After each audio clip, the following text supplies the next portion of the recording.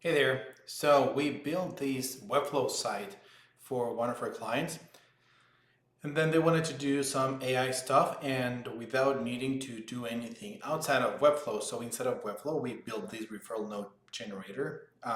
So basically, let's do dermatology consult. And then it has like a chat-like interface. In reality, it's not a chat. It's just like a list of questions, and then you're like filling certain fields. But it feels like a chat, so it's very easy for people to understand. So let's do like, and then it'll ask a bunch of questions.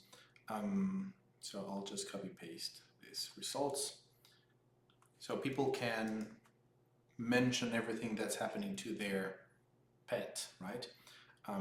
And at the end, it'll generate a referral letter in certain format. It's sending them an email, stuff like that. So you can see that it's generating here like both a prompt giving you the idea, the context of how to reply to the AI.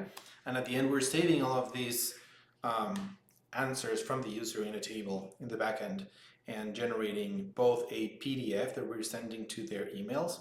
So basically, if you do this, and then I'll add my personal email here. Let's do this.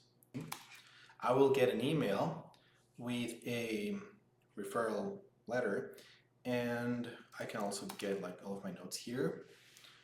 So this is a pretty cool use case because we can use AI not in an app. We can use AI in a public-facing or consumer-facing Webflow site. So some of the cool things that we're doing here at Low Code, if you want to do something cool with AI in your website, let us know. We can help.